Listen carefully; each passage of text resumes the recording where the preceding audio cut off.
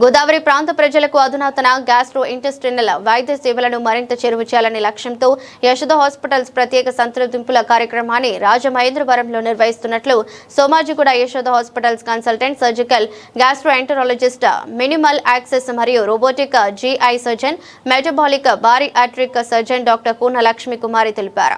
రాజమహేంద్రవరం స్థానిక హోటల్ మంజీరాలో ఏర్పాటు చేసిన మీడియా సమావేశంలో వివరాలు వెల్లడించారు.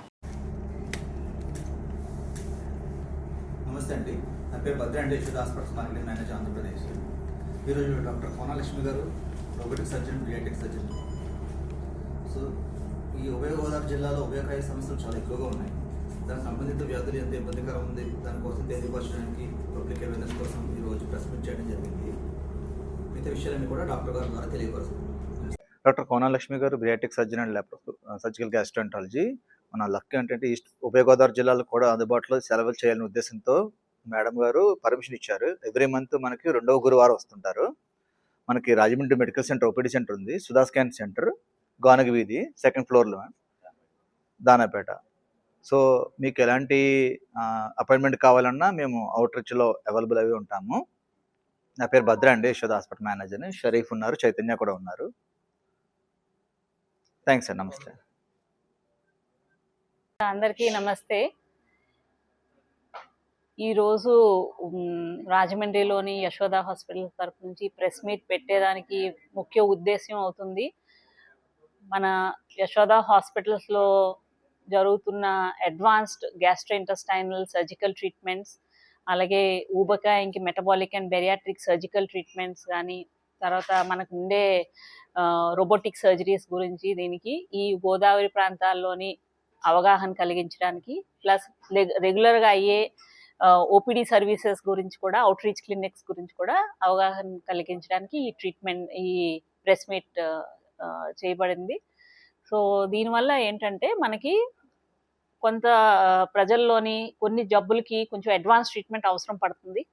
అలాంటప్పుడు ఎక్కడికి వెళ్ళాలి, ఎక్కడికి వెళ్తే మాకు మంచి రిజల్ట్ వస్తుంది, సరైన మెడికల్ ట్రీట్మెంట్ అందుబాటులో ఉంటుంది, ఆ అవగాహన ఉండదు.